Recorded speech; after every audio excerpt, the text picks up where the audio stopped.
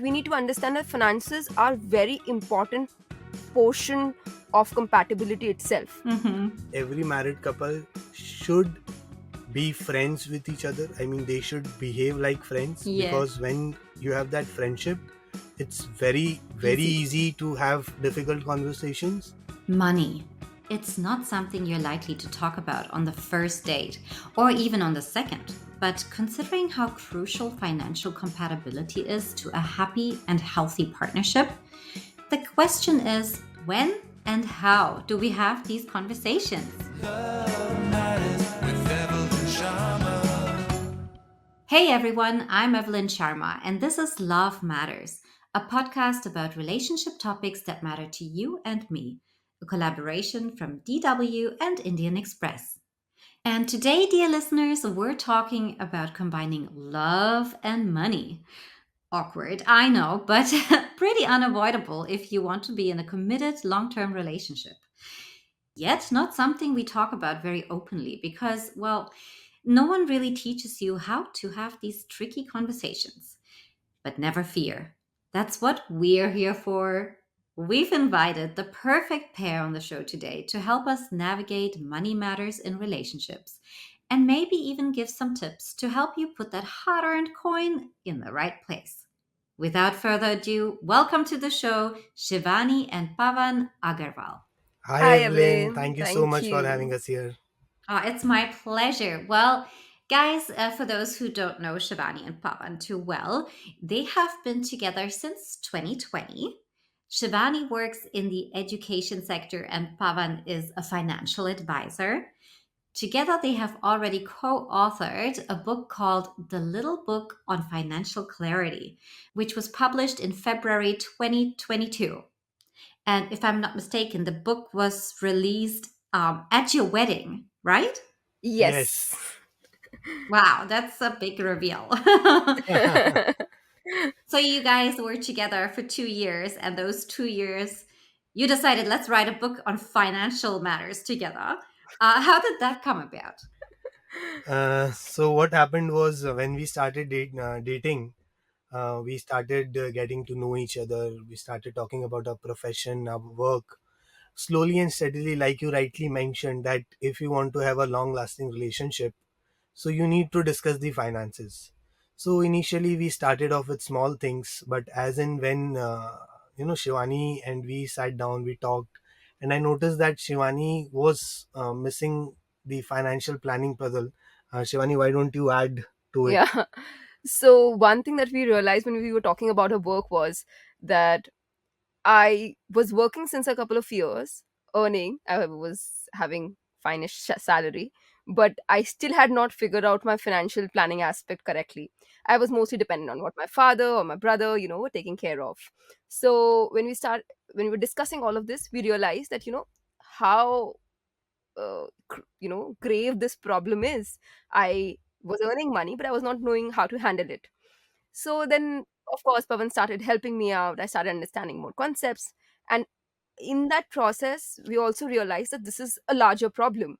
So when I helped Shivani with her financial planning, she asked me that, why don't you help my friends also? Mm. They went to college together. And then I thought, okay, let me prepare something. And I started Mm. preparing a document. And because I have been in the financial services industry for quite some time now, so I knew that there's a gap. But I always thought the youth of the country, people who are doing their graduation and masters, they don't have this problem, because typically my clients are businessmen who are not so new to the education system. But when I interacted with her friends, I realized that somehow the financial planning, the financial clarity is not there in Still the a problem. education system. That's right. Yeah. Yeah. So when I started putting together the document, more or soon, after I think 2 weeks, I realized that it's becoming very big for a 1 hour, 2 hour session, and it's taking a shape of a book. And because Shivani had the writing experience, I shared that document with her. And that's when we decided, because that, if we really want to help people and want to spread the message of financial freedom at large, why don't we collaborate on a project and write a book about it, and we'll see what comes what out. Yeah. happens, we were not really sure that we'll get the kind of response that we have received, but we just wanted to do with whatever limited capacity we could. That's awesome. And as you rightly mentioned, we revealed the book, or did the first appearance of the book on our wedding day. So yeah. That's super cool. And I can see that you have together then you've done a lot of hard work on your relationship when it comes to money and finances in in the time before your wedding, since you released the book at your wedding. Mhm. How Yes. important do you think it is to discuss these kind of money matters well before you get married?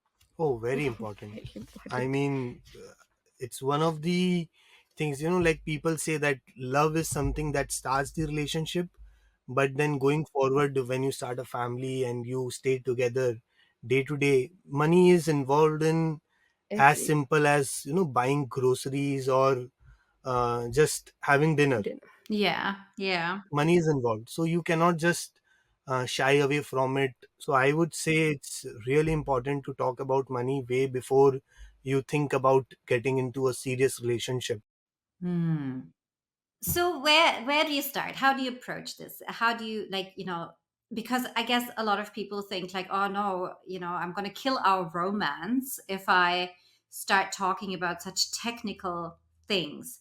How do you, when did you, for example, have the conversation about, look, I make this much money and this is what I can contribute to our future family. And then, your partner said, okay, and I make this much money and I want to contribute this much. When did you have this conversation and how did you bring it up? So I'll tell you, in our case it happened after engagement. After we were engaged, we had few subtle things noticing, things were discussed on a more simpler level about what are your spending habits or how much Value of of the money. value of money. But once we thought that we should move ahead, we got engaged. And I think after our engagement we had this discussion that how much do you make. And I mean, I remember Shivani had asked me that why do you want to get married. I mean, it's a very simple question. She asked me, why do you want to get married now? You are 26, 27. So I told her that right now, currently, I think the amount of money I'm making, I've reached a certain level where I can take care of a family, I can start a family. So it was because of this reason that I think now I should focus on my family life and personal life. Okay, so you had a bit of a conversation about how much each of you earns before engagement. Was it like over a dinner, or like, how can you give someone advice, maybe a little tip to someone who kind of feels like, hey, in our relationship, we should be at this point now. How do I bring it up? I'll tell you. So you, what you're trying to ask is how do you get the conversation started about such questions, right? Am I? Yes. Yes, Yes. I think just jumping into the numbers is not the right No, way. no. Ki, Yeah. tell me, Evelyn, how much do you make, and this is what my salary, what my income is. Definitely not going to work out. But what I would recommend is, because you are thinking about getting together and spending the life together, one thing that you can do is a very simple exercise. As a couple, as a future married couple, you can sit down, you can write down 5 things that you want to do together in future, and then you Hmm. add a financial number to it, and then schedule it on your calendar. Like, Hmm. I want to have a Europe tour with Shivani in 2027, and I Hmm. this is how much Money. money it's going to cost, and we are going to save for this in so many years. And because now you have a shared vision, now you have a shared goal. Hmm. Okay, so financial stability is clearly a major concern for most people when building a relationship. I know it was for me, and there are a million things to talk about when it comes to money and marriage. And so I want to cover a few in this rapid fire round. And I want you guys to just say one answer and we'll move on to the next one.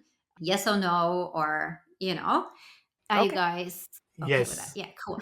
So I'm going to read the line out and you guys just tell me one answer. Okay. And then we'll move to Mm. the next one. We won't dig into it too deep. All right.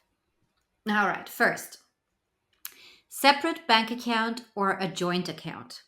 Separate bank Separate accounts and and joint. joint. Oh, okay. Second, track spending in a shared spreadsheet or let it loose? You have to track it. Track it, definitely. Okay. Um, Third, make partner nominee of your personal bank account. Yes or no? Yes. Yes. Mhm. Saving or investing? Investing. Saving. Turned into investments. Okay, I think you guys need to get it more clear on this one in your relationship. And then finally, the number one financial red flag in a relationship. So for me, the red flag is when the people involved in that relationship, the couple, they don't talk about money. They If I had met Shivani and there was absolutely no No. Hmm. communication or no conversation about money and the financial aspects, Right. because it's an important part of life. So for me, that would have been a red flag, because I would want a partner who sits with me, talks about it, plans it, and Right. design that aspect of life together. Right. That's a good answer. Yeah. I think Shivani also has a red flag. Shivani, you want to say? What's Shivani's red so flag? I, so I would say when money in the relationship becomes like a means or the only means to show love, Yeah. affection, Yeah. or it's like a gesture showing thing. Mm. So I think that's a very big red flag. Mm. Relationships are way beyond just the money aspect. Mm. You know what I thought was a red flag, but then, Yeah. my husband and I are deep into our relationship, have the second child coming. Anyway, I think it's a red flag that he spends money on coffees every morning. Why can't you just get a coffee machine? But anyway, that's just on a side note. Well, now for a couple of scenarios that are a bit more complicated. Okay. Hmm. What if the two people in a relationship have really different ideas about how to spend or save money? Like, what if you don't agree with your partner's spending habits, like, spending money on coffee every day rather than getting a coffee machine? Hmm. Are you doomed, or how can you sort this kind of, issue, No, so conflict? definitely you're not doomed because different people bring different flavors to the relationship. So it's good that Yeah. one person is different from their partner. So there is no Hmm. problem as such, as long as there is trust and that space is given where the person can spend and save accordingly. But of course, there are few ground rules that as a couple you both have to agree on, and then just stick Hmm. to it. I mean, of course you trust your partner, that's why you are in a relationship, and that trust should also be extended to the financial aspect too. Right. Right. Maybe making budgets could be a good idea Yeah, here. Yeah, absolutely. absolutely. Just Like a making a coffee budget. budget. Yeah, coffee budget. And when he I gets hope my overboard. husband's listening. Yes. What else? What else are some tips of how to tackle this kind of issue? So, but like I was mentioning earlier, that every couple should at least sit together once a month and make a monthly budget, decide what are the expenses going to be, and also more importantly, decide where are they going to put their surplus money, surplus investments in, Yeah. so that they both are on a regular basis communicating, and they both can somewhat Contribute come. to the future also. Yeah, and they both can somewhat come together, from their different point of views, and have a more common, more Yeah. aligned way of spending and saving. Yes. Yes. In fact, this will also bring in discipline automatically. So if somebody has a problem that maybe the partner is not uh, maybe spending on something which they do not like, if you're already saving for something, like you're investing in something, so already things are in check. Yes. Yeah, well, my husband and I, for example, we got married. Well, he was already in his mid 30s. I in my early 30s, and but both of us had, of course, more than 10 years of our careers, and independent lives, and independent financial situations. And so we decided to do a bit of a marriage preparation course in our engagement, Oh, wow. which kind of brought together our cultural backgrounds, and brought up all the icky and difficult conversations basically before you're married, which I highly recommend. I Yeah, highly recommend finding a great marriage coach, as I like to call her, to be that independent partner in your marriage, who's just so for you and Hmm. yeah, tries to help you figure things out. Because I feel like if you consult friends or family, they're usually on your side and not And on they have a your certain relationship bias. They side. have a certain Yeah, bias. So absolutely. And they should. They love you, yeah, absolutely. absolutely. And so, yeah, our marriage coach also had a couple of topics that we discussed around finances. And I think that was a really great way for us to start our marriage life together, because I feel like nobody prepares you really for this That's chapter true. in your life. Yeah, But yeah, I think it's amazing that you guys wrote this book, because that's also like so easy, guys. If you have someone who's getting married, please gift them this book. And that's a very good idea. That's a very good idea. yes, this should be in everybody's, sort of wedding presents list. And just generally, I mean, couples can pick up this book. It's such a great starting point to start off a conversation on finances. Like, if you don't know how to have this conversation, just get the book and, work through it Yeah, together. Um, so yeah, what if I have more questions, obviously. What if one person in the couple earns more than the other, which is usually the case? One Hmm. will yeah, of earn more than course. the other. Do you think all bills and costs should be split evenly, or according to earning power? Yeah, what do you think? How So this how is to a handle very the tricky Tricky question, Evelyn. question. I'll let Shivani answer this. yes. So, this is a tricky one, and I think this is like an unsaid question which everybody has probably these days in their mind. Yeah. So, just to first like answer your question, like what's the way out?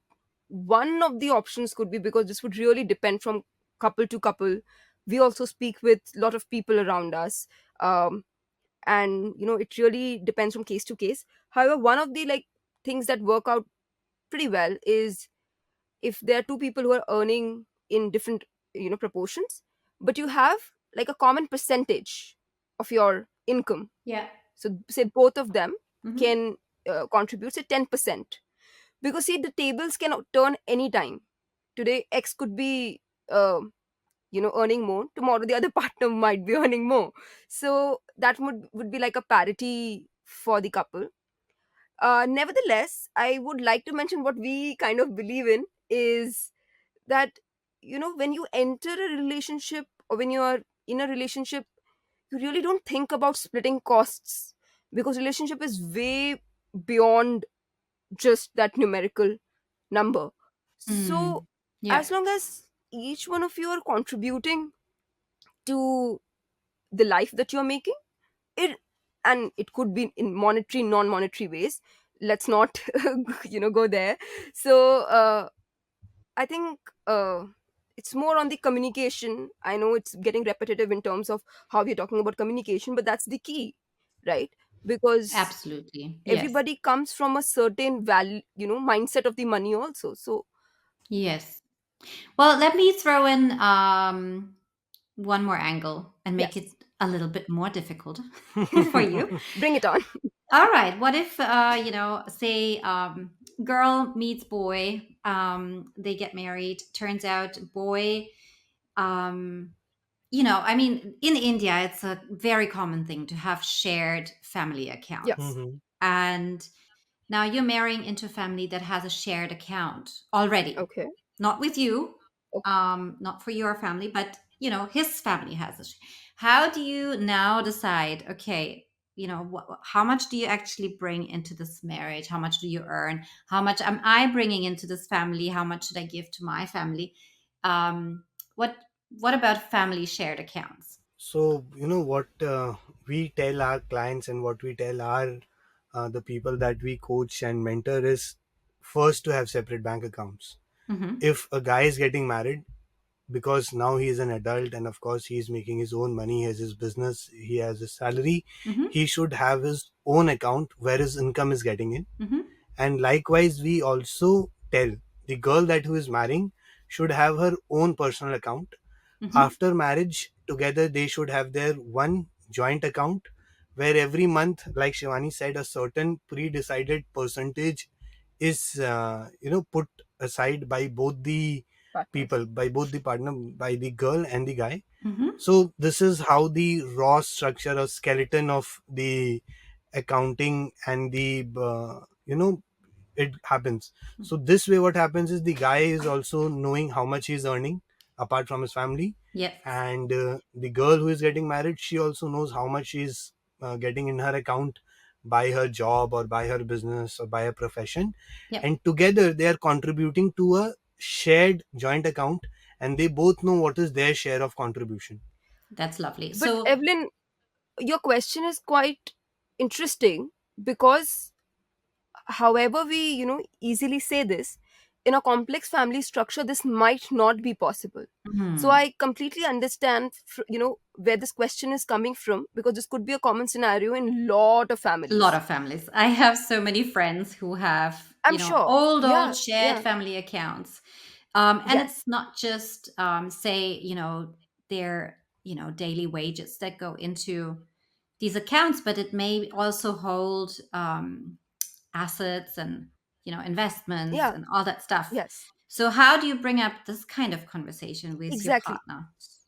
So I would like to mention there, see that structure has been functioning since lot of years. Hmm. So if, and especially because we're talking about an Indian setup, Yes. if a girl is entering the family, straight up questioning and fighting against that structure is not the best way out.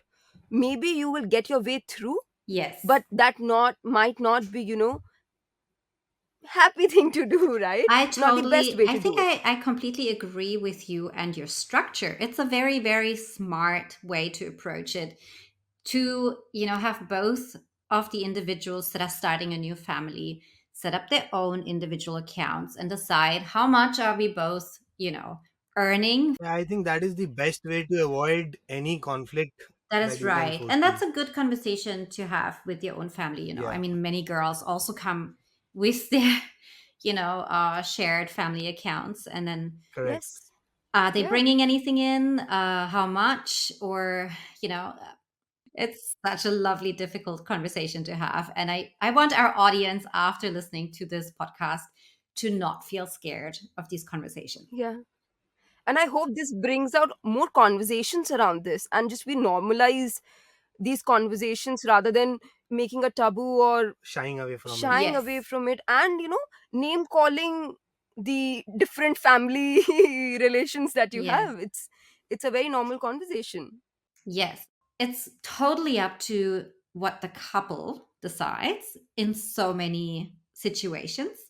Yeah, it's just breaking this fear away from this conversation. So, Evelyn, I would like to add something. You were talking about the fear of having this Hmm. conversation. So, there are two things. First, I believe that every married couple should be friends with each other. I mean, they should behave like friends, because when you have that friendship, it's very, very Easy. easy to have difficult conversations. Hmm. Second, they should try to work on a project together. The reason, I'll tell you, the reason I had asked Shivani to collaborate with me on this book was that we get to spend time together apart from our day Hmm. to day work, and we spend time together doing something productive. And when you do that, you form a bond which is, a bond that you can talk about things and you can share things. So, Hmm. these two things I feel are very important. If two people are having good communication amongst themselves, they are able to communicate their mind out very freely, even money conversation would become easier. Yeah. Yeah, I think, yeah, building that base of trust with having honest conversations Yes. in a relationship. will make it much easier to talk about money. That's a very good point. People also need to understand what the other partner has, in terms of their relationship with money in the past, how they have grown up with money, how they Mm. have earned money. Or, I am a big believer in, if you understand the other person's past with respect to a certain situation or thing, it's easier to, go ahead with decision making. Hmm. That's beautiful. That's so true. That's so true. Really understanding your partner's view on money, because of their childhood and their upbringing and their struggle or their journey with money so far. That's really interesting. And also maybe their dreams. Why have they been working and making money all this while? What did they want to do with this money? Yes. The Little Book on Financial Clarity. Guys, make sure to get it. And thank you so much, Shivani and Pawan, for your expertise and your time today and sharing so openly with us, about your own personal journey with money and especially in your young relationship, I'd like to say.